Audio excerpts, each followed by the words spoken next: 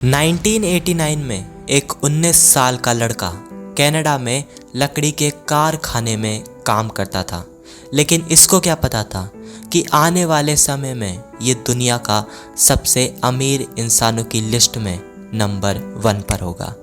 ये कहानी है world's richest man on earth Elon Musk की। कहानी की शुरुआत होती है 1971 में साउथ अफ्रीका के एक छोटे से शहर में। जन्म होता है इलॉन रेवी मस्क का। जब इलॉन सिर्फ 9 साल के थे, इनके पेरेंट्स का डाइवोर्स हो जाता है और इलॉन अपने फादर के साथ रहने का तय करते हैं। ये घर पर अकेले रहते थे, इसलिए इलॉन का ज़्यादातर समय कंप्यूटर पर कोडिंग करते हुए बीतने लगा।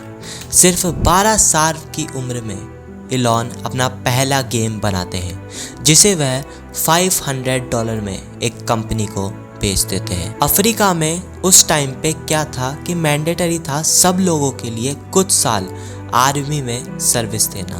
तो इलॉन इससे बचने के लिए उनकी मदर के कैनेडियन पासपोर्ट के बेसिस पर कैनेडियन पासपोर्ट के लिए अप्लाई करते हैं। अब जब तक इनका पासपोर्ट वेरिफिकेशन के लिए जाता है तो ये अफ्रीका में ही यूनिवर्सिटी ऑफ प्रिटोरिया में 5 महीने पढ़ाई करते हैं और कनाडा आ जाते हैं। यहाँ पर ये लकड़ी के कारखाने में और फार्म मिल में काम करना स्टार्ट कर देते हैं, जिससे ये अपना खर्चा चला सके। ये क्वींस यूनिवर्सिटी में अपना दाखिला करवा लेते हैं और 2 साल बाद ये यूनिवर्सिटी ऑफ पेनिसिल्वेनिया से 2 डिग्री लेते हैं।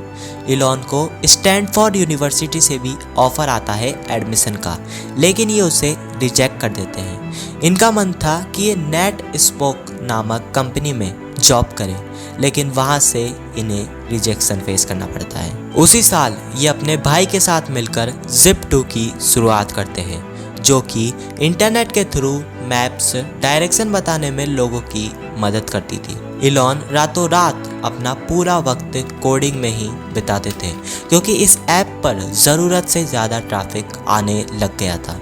कुछ समय बाद कॉम्पैक्ट Zip2 को $307 मिलियन में एक्वायर कर लेता है और $22 मिलियन लेकर एलोन मस्क कंपनी से बाहर हो जाते हैं। उसी साल इलॉन X.com की शुरुआत करते हैं, जो कि एक ऑनलाइन फाइनेंशियल सर्विस और ईमेल पेमेंट कंपनी थी।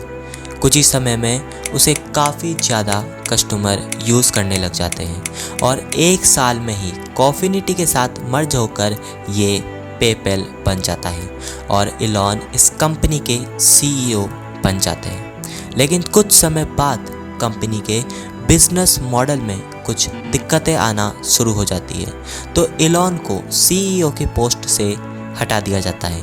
अगले साल ही पेपैल को eBay ऑक्यूपाई कर लेता है $1.5 बिलियन में, जिससे इलॉन को मिलते हैं $176 मिलियन। 2017 में इलॉन पेपैल से X.com डोमेन को खरीद लेते हैं और आज तो आपको पता ही है कौन सा ऐप है X। जो पैसे एलोन को पेपैल के बिकने के बाद मिले थे, ये उनको जेब में लेकर घूमते नहीं हैं। ये सोचते हैं कि स्पेस में भी इंसानों के रहने का सिस्टम होना चाहिए, तो किताबें पढ़ते हैं और किताबें पढ़ते हैं और रसिया में जाते हैं रिफर्बिश्ड रॉकेट खरीदने के लिए, जिससे ये इंसानों को स्पेस में भेज सके। लेकिन ये जो रसिया वाले थे, ये रॉकेट के काफ़ी ज़्यादा पैसे मांग रहे थे, तो इलॉन मस्क डील को कैंसिल करके वापस अपने घर आ जाते हैं और पढ़ने लगते हैं कि रॉकेट कैसे बनाते हैं और 2002 में खुद के ही पैसों से स्पेस एक्स की शुरुआत करते हैं, जिसका काम था रॉकेट्स बनाने का और सेफली उनको वापस लैंड कराने का, जिससे वो अगले मिशन के लिए काम आ पाए। स्पेस एक्स अपना पहला रॉकेट फैल्कन 1 लॉन्च करता है 2006 में, जो कि अर्थ के ऑर्बिट में जाने से पहले ही ब्लास्ट हो जाता है और ऐसे 2 rocket back to back fail हो जाते हैं, जिससे इलॉन मस्क और उनकी कंपनी बैंकरप्सी के बिल्कुल पास में आ जाती है। लेकिन ये हार नहीं मानते और एक और बार ट्राई करते हैं। फाइनली इस बार इनका मिशन सक्सेसफुल हो जाता है।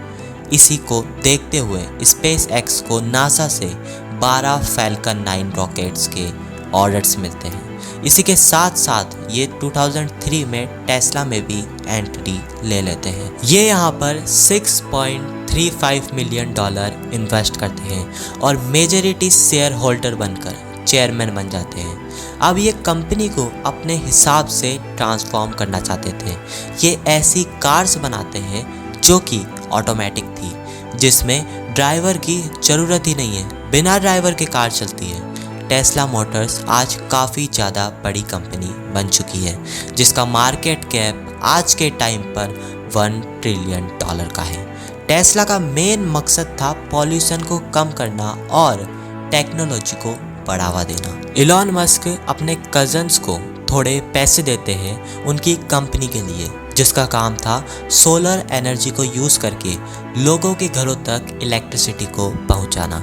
कुछ समय बाद टेस्ला मोटर सोलर सिटी को $2 बिलियन में एक्वायर कर लेती है। जैसा कि एलन मस्क का शुरुआत से ही टेक्नोलॉजी में इंटरेस्ट था, तो इन्होंने न्यूरल लिंक्स की स्टार्टिंग करी है, जो कि डायरेक्टली ब्रेन से सिग्नल पहुंचाने का काम करेगी मशीन्स में। इसमें आपके मूवमेंट्स की ज़रूरत ही नहीं होगी। साथ ही साथ इन्होंने बोरिंग कंपनी की भी स्टार्टिंग करी है, जो कि अंडरग्राउंड टनल बनाने का काम करती है, जिससे ट्रैफिक की प्रॉब्लम को कम किया जाए।